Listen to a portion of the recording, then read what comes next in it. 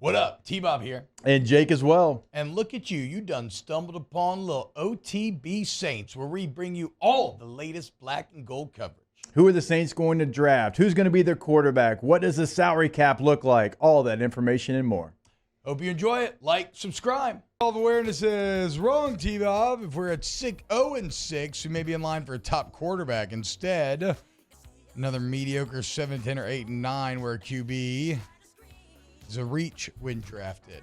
Yeah, I mean, I accuse Texas A&M of being stuck in football purgatory, but it's feeling pretty purgatorial if you're a black and gold fan as well, which unfortunately all too many Saints fans will,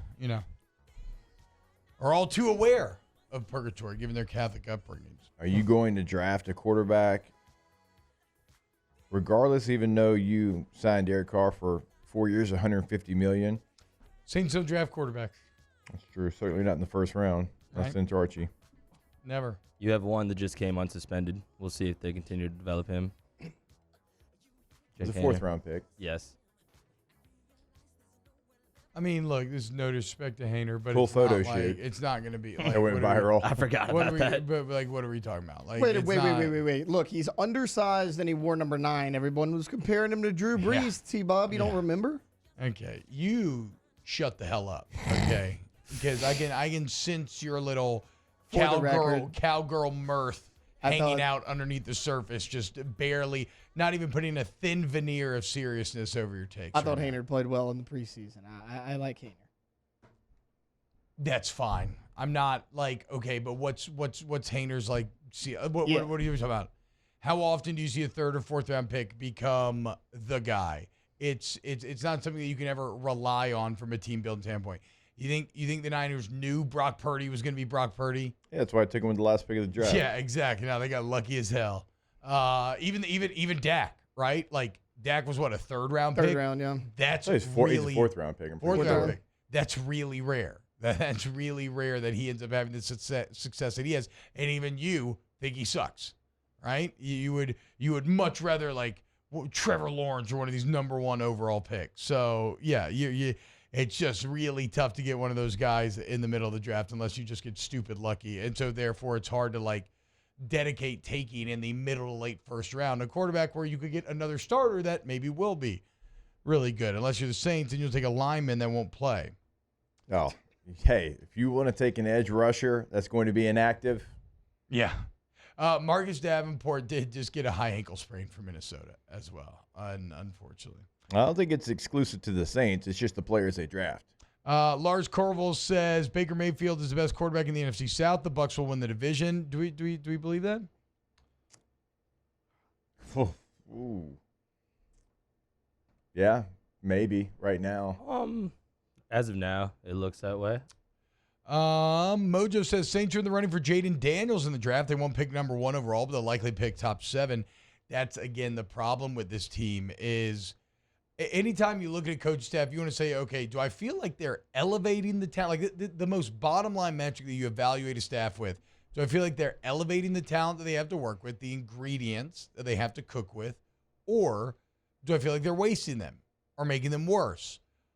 I would argue, and this is, an opinion-based argument, so maybe I'm wrong here, but I would argue that the Saints are doing the latter.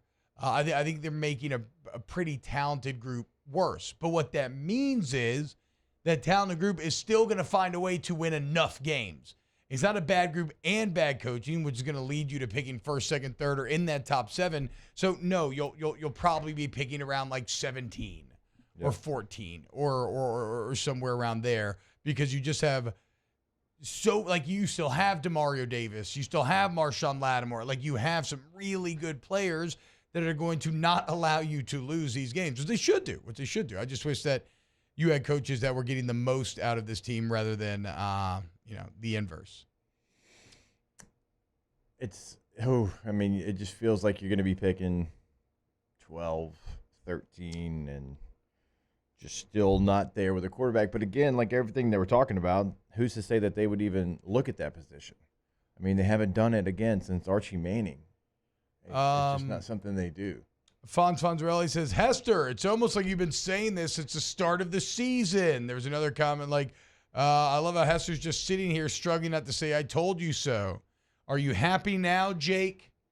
Are you happy now No, I'm. that you've infected us with your Bush League boltism and that you were right about Derek Carr being Andy Dalton and Dennis Allen not being a good coach? Are you happy that you crushed all of our optimistic dreams? Nope, not at all, because I am not that radio host. A lot of people in our profession are. That is not me. I wanted to say I was totally wrong, but the writing was there. I mean, this is a relationship that didn't work in Oakland, and you could say, okay, well, a lot of relationships didn't work in Oakland, and that would be fair. I mean, it was a bad place. It's where careers went to die for a long time.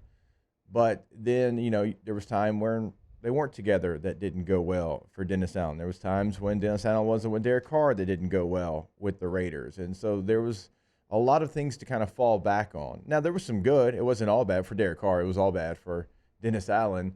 But you just, like, at this point in his career, knowing what the Saints had, to give him the money that you gave him, knowing that you just had a season of Andy Dalton, my whole point in the offseason was, is it really going to be different? Yeah. Is it really going to be different enough, certainly for the money that you paid him, when you have other options out there? What is going to be different from Derek Carr to Andy Dalton, right? And the differences aren't that extreme. In fact, I'd love to do a side-by-side. Maybe we can get that done here throughout the show of where they're at after this many games as a Saints starting quarterback. I would be shocked if Andy Dalton was worse, honestly. Yeah. I mean, on pace for 14 touchdowns. I feel that is getting into Baxter eating the wheel of cheese territory where it's so astoundingly bad, it's almost impressive. Like in the modern NFL, I feel like you should trip and fall into 20 touchdowns. Like just by accident almost. No, T, I mean, you don't have to explain it. 14's egregious. 14 is fireable offense to everyone in the building. 14 is a number that you saw back in Lynn Dawson days for the Kansas City Chiefs when that was really good. Like, shout out to Lynn Dawson, by the way. I can tell you right now, I have Dalton's numbers pulled up from last year. Carr's on pace to be worse because Dalton missed the first 3 games. He had 18 touchdowns, 9 interceptions, 67% completion percentage. So all of those are better than Derek Carr right now across the board. And again, Dalton missed the first 3 games because Jameis started. Bryce Young has thrown 6 touchdowns this year. The Panthers are awful. Derek Carr's thrown 5. There's just, I mean, again, thank God for the 3-3 record. And I'm a eternally optimistic person. All the Enneagram stuff they make us do around here tells me that I frame the world. I can think about a situation, and even if it's bad, I just convince myself in its head that it's good. So like I really want to allow for some sort of turnaround or somebody doing things that we haven't seen from them before. But like I'm just running out of the will to do so. I'm running out of the bandwidth to do so, and I just like there's only so much reframing a person could do. And it just feels more and more like, no, this is they're 3-3, but this is a bad football team.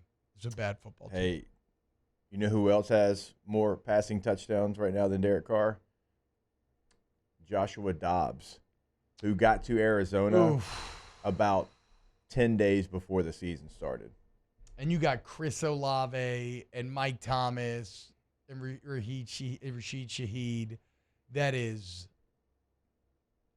it's inexcusable. Yeah, having 6 games of Mike and still having this output feels really bad. Like he's finally healthy and you're not utilizing it. Well, and forget about Mike. You get Olave. You get Chris Olave. Like he's one of the best young receivers in the league. For sure.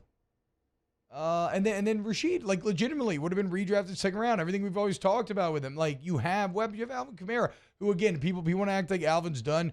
Put Alvin on a functional offense and watch what happens. Trade him like the Panthers traded CMC when everybody thought he was done. And watch what happens. He looks I good. guarantee you he would go put Alvin Kamara on the Chiefs. How do you think he does? Yeah. You think he does well? Yeah. You think he does pretty good? You think he refines whatever he used to have? No, this offense is just a joke right now. Or look at like the Dolphins, right? Not to say that A-Chain and not to say they're not really good running backs, but they're doing things we've never seen because of the offense, because of what the plays they're calling, what the offense does through the air, what you have to respect through the air. And so, yeah, this isn't an Alvin Kamara just forgot how to play football, lost a step. You can watch the tape and see that it's still there. There's just not a lot to help him out. Yeah, it's I don't know, man. It's really depressing. And like I said, I'm about in call territory, but we'll see. Wow, just amazing black and gold takes right there, Jake. I don't think I've ever heard any takes that are better than the two guys that just gave you that take. And you can keep getting them by going ahead and liking, subscribing, ringing the bell to get notifications when we post. Have a great day. We'll see you on the next OTB Saints.